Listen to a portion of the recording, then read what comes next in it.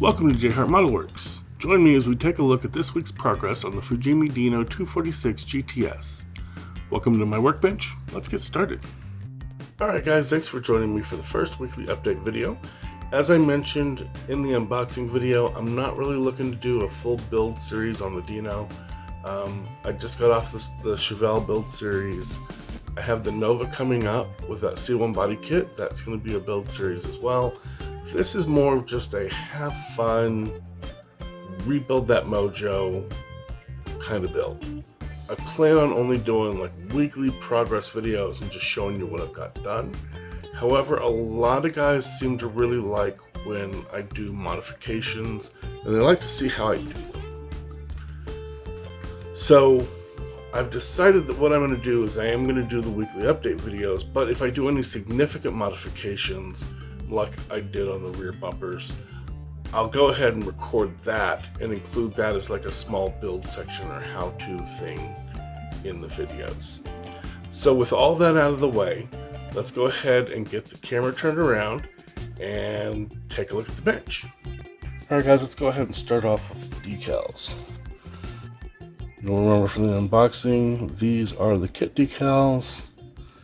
There is no question in my mind that as soon as these touch water, they're pretty much going to disintegrate. So what I did was I scanned these in, and I have created my own decals. I've eliminated some ones I'm not going to be using. I've made some duplicates of things that I think might be problematic. And a lot of these, some of these were okay. Some of these I could actually clean up. I just tried to de-yellow it and that wasn't enough. So some of these actually I had to completely rebuild the decals. The Bosch logos were pretty much gone. So I completely remade those from scratch. I have made the two different versions of the Dino hood emblem. I kind of like that bottom one better. And I've made some duplicates there. The rest of the stuff is pretty okay. I did have to go in and rebuild the tachometer. But yeah, I mean, all in all, these are pretty good. In my opinion, these are very good for homemade decals and for having to rebuild some of them myself.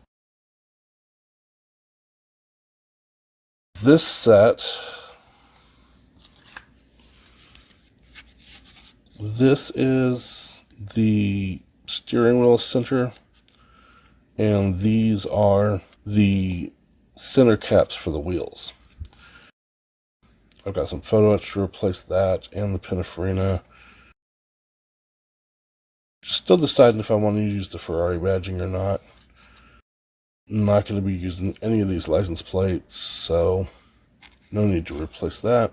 But these, instead of doing the actual yellow circles, I've just done the Dino lettering. And what I'm going to do is paint the centers the yellow and then just put these over it. So this is on clear decal sheet, and these are on white decal sheet. Now these have not been sealed yet. So what I tend to do is I take this microscale liquid decal film and I cut this 50-50 with isopropyl alcohol and I run it through the airbrush, and I will airbrush these. That way I don't have to worry about when I'm brushing it on, worrying about the actual brushing motion, wiping the because this is water soluble ink. Inkjet printer ink is all water soluble. That's why you have to seal it to begin with, is because if you put this straight into water, the ink is going to run off. So this just seals that in there, so that brushing motion could cause problems. So I cut it 50-50, I spray it through the airbrush, and I don't have to worry about that. I get a nice smooth, even coat, so there's no brush strokes or anything in it. Alright, aside from the decals, we also have all of our chrome stripped and repainted with Alclad chrome, and then coated in Alclad aqua gloss so that it doesn't rub off. This actually holds the reverse light.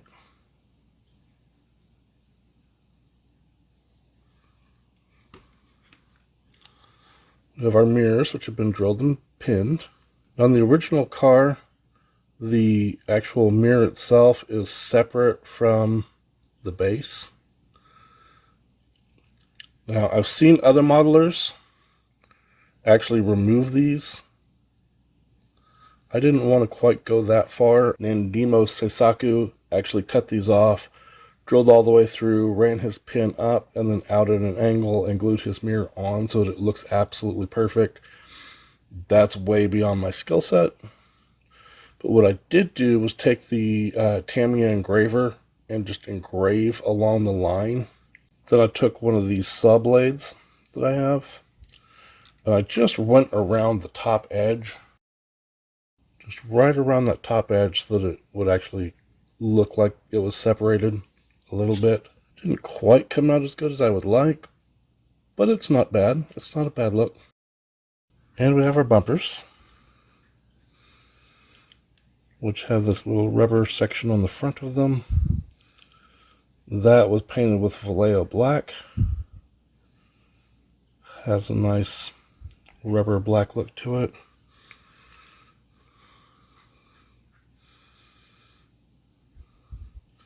It's not the greatest paintwork. I was, brush painting it, but. And we have our rear bumpers. I'm going to show you in a second how I did this. But on the actual car, these bumpers ends are hollowed in, and there are light bulbs in there for the license plate lights. They're built into the bumpers themselves. The kit just comes flat. So let's take a look and see how I did that. Warning: this mod involves the use of fire and power tools. I am not responsible for any injuries or damages that may occur from you following this mod. Please exercise caution when working with fire or power tools, and if you are unsure, please ask your parents or wife first. Thank you. Okay, so the kit bumper is flat. Actually, it's not even really flat. There's a bad sink in it.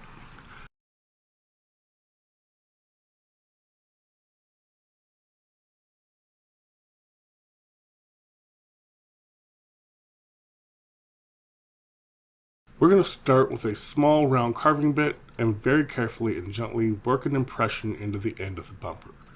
Be careful, this kit plastic is very soft and you can easily cause some damage. We're using the lowest speed on the Dremel, I think it's 5,000 RPM, and we just want to gently press in until we form our indent. I'm just taking my time, I'm not pushing, I'm letting the weight of the tool itself do the work. That should be good. Next, we're going to switch to a small tapered grinding stone and gently work our circle out towards the corners. Be very careful. We don't want to grind through the sides. We just want to open up the corners a little bit more to make this a little more squared off and less circular.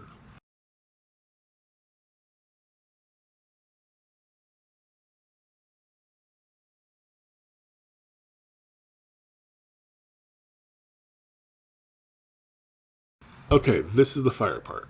We're going to take some 1/2 millimeter fiber optic line and move it close to the flame from a lighter. You do not need to touch the fire and don't hold it there for very long or it will catch fire and mess up the shape. We just want the tip to mushroom back into a small ball. When you have it where you want it, cut off the end, leaving a little excess fiber. This took me several tries to get right and I burnt it on several attempts.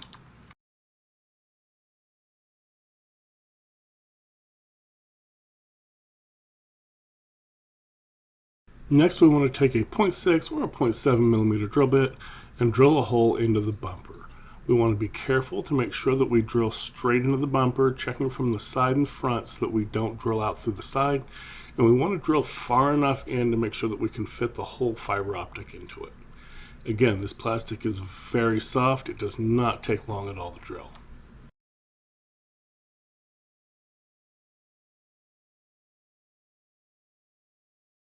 Okay, now we'll get this painted up and we'll come back and finish it off. Alright, we're back and our bumpers have been painted up. First, we're going to paint the flat ends of the fiber in some Vallejo white. This isn't a necessary step, but in theory, any color you put on one end should travel up through the fiber and show through the other end. I don't necessarily think it works quite that well here as there's no light traveling through the fiber, but it also makes the fibers easier to see while you're working with them.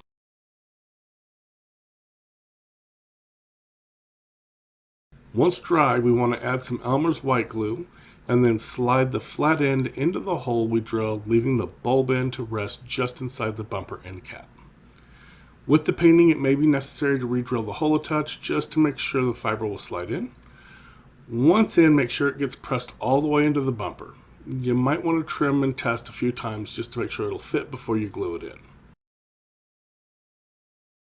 And there you go. If you want, you can add just a tiny bit of Tamiya panel liner or some other wash in the bumper area just to accentuate the bulb a little bit.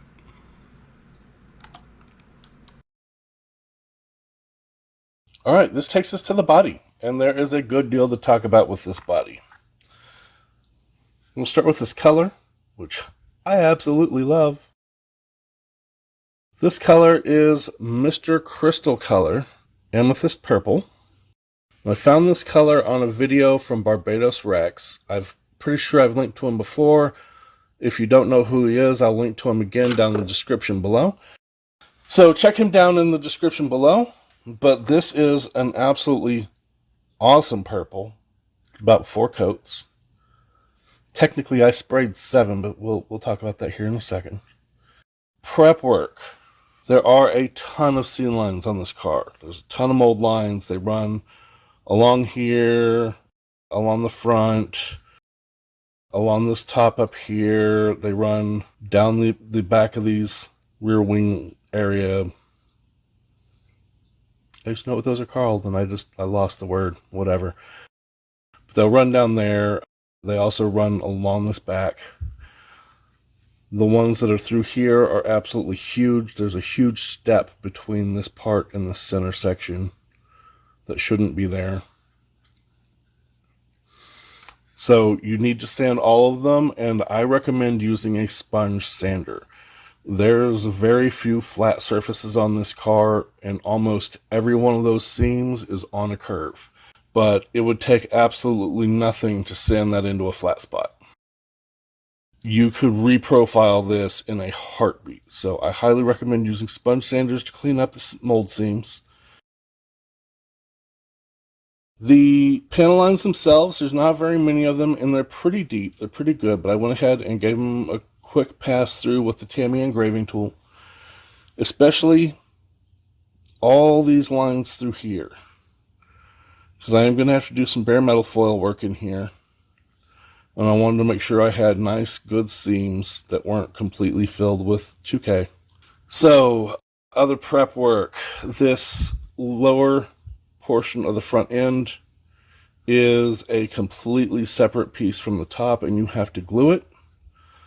And there's no positive locating pins anywhere to line this up. You have to apply your model cement, like some Tamiya Extra Thin, and you have to glue it together and just line it up in its flush fit. So after letting my Tamiya Extra Thin dry, I went ahead and went through the back side and applied a thick bead of CA glue just to give it a little more structural rigidity. And then I had to add the putty all the way around this front lip, because there's not supposed to be an actual seam line here. So I'm using a different putty. I've seen a lot of the Japanese guys using this Tamiya polyester putty, which is pretty cool. You get the actual putty itself, and then you get this tiny, tiny vial of hardener. So what you do is you'll just put down a line of the putty. I find that if you put down a line of the hardener that matches the length of the line of the putty, it'll be pretty close. And when you mix it up, you're supposed to get something the color of this cap. That's how you know you've got it mixed to the right level. So yeah, I had to putty all the way around here. It looks something like this. And then I had to sand all of that off, so that it just left the filler in the seam. Gave me a nice flush, smooth surface. This rear section back here, this whole rear section where the engine bay covers goes, the lower part is a whole separate piece. And what they want you to do, because there's also a piece for the parcel shelf that's supposed to be painted black and glued in here, they want you to paint all this separate and then glue it back in, but that's going to leave a huge seam that runs right along the center of this and then comes down here into the body, which that seam is not on the actual car. So what I did was I went ahead and glued this in with Tamiya cement. I puttied this with that polyester putty and sanded all that smooth, and that came out pretty well. Another major part you have to glue in are these air inlets. You can't really see, but there are these little round funnel-shaped pieces that have to be glued into the body. And they do not sit flush. They do not line up well. So what I did was I glued them in place with some Tamiya Extra Thin. Then from the inside, I added a big weld of sprue goo. I let all that dry up real good. And then I had to apply putty inside these seams. Like all the way inside this circular inlet, I had to putty all the way around. And the tool that was most helpful for this were these silicone brushes. You may have seen them on Lucas C's channel a while back. But you could just take this little round pointy brush, dip it in your putty, and go in there and apply that putty all in there and get it up. Because it flexes and it bends, you could really get that putty in those seams. And then, wait an hour later, because basically this stuff is fully set in about 45 minutes to an hour. You can come back in and sand it perfectly fine. So to sand in there, I used my round metal files because that's about the only thing that I could get in there. And then when I got it mostly sanded out to the shape that I wanted it and got it mostly cleaned up, I cut the top off of the cotton bud and glued some sandpaper around the edge of the stem and was able to get in there and use that for some finer sanding with some 1000 grit. All in all, this came out really well. The first time I sprayed it, it came out beautiful. It was absolutely perfect. I put down 3 coats of the Mr. Surfacer Black, the 1500, Mr. Surfacer 1500 Black. I then sprayed down 3 coats of the Mr. Crystal Color. And I was taking photos to send to Chris and Sean, and the wind blew and knocked the whole body off the top of the car that I was taking pictures on, and it hit the cement, and I got this. There was damage here. There was damage here. There was damage here, and it went down into the plastic. It wasn't just, it scraped off the paint. It gouged into the plastic. So I had to come back in, sand it up, clean it up as best as I could, and then putty through here. And repair all of these scratches and gouges with some putty. Which I think I did a fairly decent job getting that nice and smooth. And I'm very surprised. The Mr. Hobby 1500, the Mr. Surfacer 1500, and the Mr. Color came off in like 15 minutes in isopropyl alcohol, like 91% IPA. This body, like as soon as I touched it into the water started turning purple. So yeah, I completely stripped it, made all the repairs, then had to go back in and reprimer and repaint. This time I did about 4 coats of the Mr. Color, just to be nice and sure that I got a nice, good, even color. Also have our hood. There's the engine cover. And we have the rear trunk cover. Now the camera's not really doing this quite justice. It looks almost flat here, but honestly, this is glassy smooth.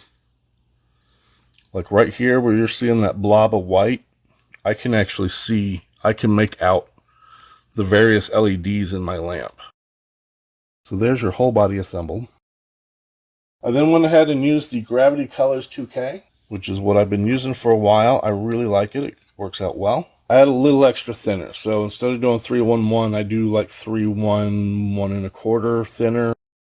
There's a little bit of dust here and there. I have not polished or sanded. It's only been 2K'd for about 2 days. I usually give it about 3 days before I start manhandling it. So there's bits of dust here and there. Not that big a deal.